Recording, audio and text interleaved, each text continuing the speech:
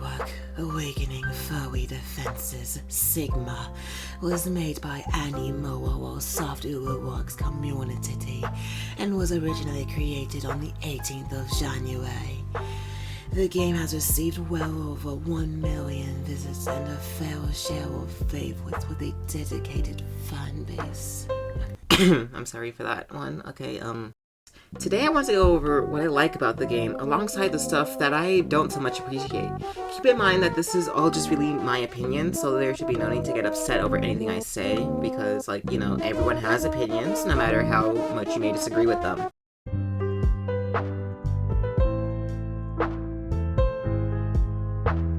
First loading in, you'll be greeted by a tutorial which tells you how to equip your first tower, which is kinda needed after the complaints of the first game. After that's over with, you're completely thrown to the wolves to just do whatever. You can explore around the map looking for little Easter eggs, such as the bulldozer sitting in a beanbag chair, the reconditioner practicing their aim, these goofy little guys, this cool tank hanger, and this pretty nifty looking shop. One thing I wish you could do is actually open the shop coming over here. That would be a nice touch to the lobby. Also bring back the cabbage.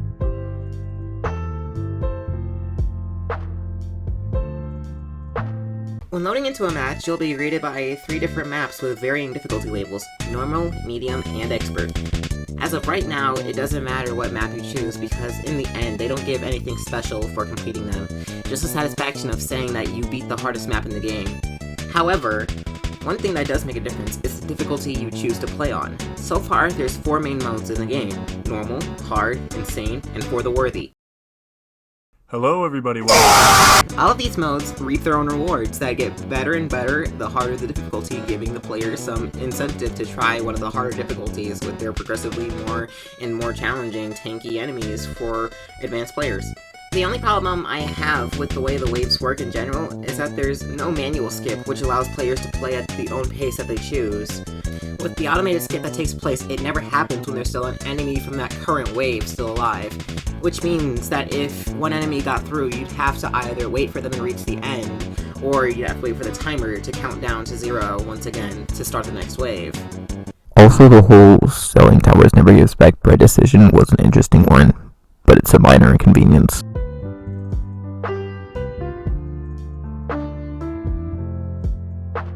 Something else I want to talk about with the tower defense part of the game is just how high quality some of the sounds are. I'll play a few of my favorites right here, just so you can see what I'm talking about.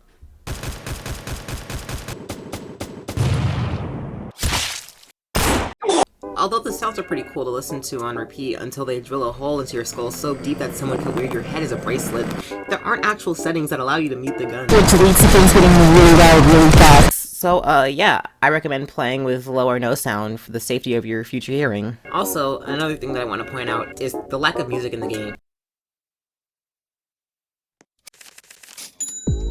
Sure, it's not the worst thing in the world. If anything, you'll probably be listening to something else that isn't in the game. Or maybe you're using the rhythm tower, which allows you to play your own music, but nothing compares to the feeling of just sitting there in complete silence before the boss wave starts and it feels like you were just thrown into a Souls fight.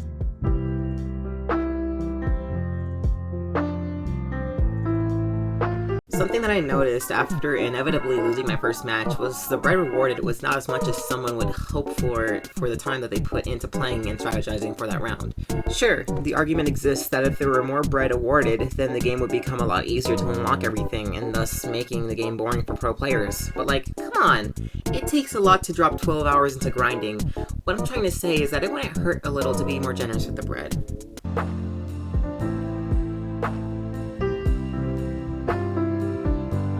Lastly, I want to talk about the event, because I don't know what the heck is up with it, but it's just so tedious trying to find people who actually want to do the event in the game right now. I'm in the funny Fahrenheit feet country, and I don't think that we're...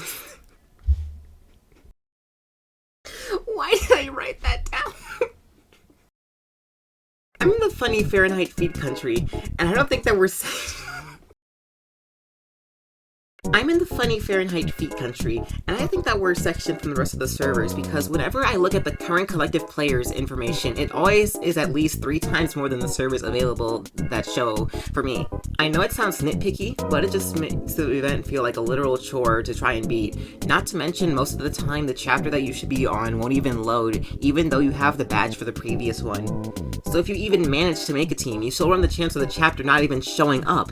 And that also doesn't take into account if you potentially lose, which means that you have to do it all again.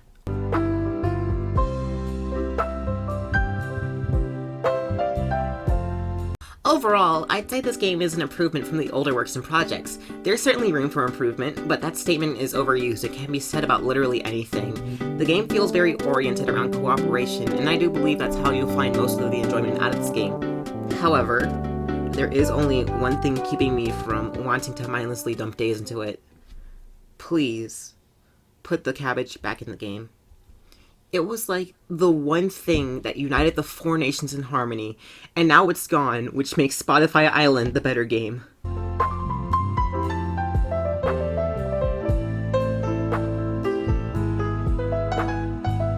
And basic, where's my Robux for the old trailer?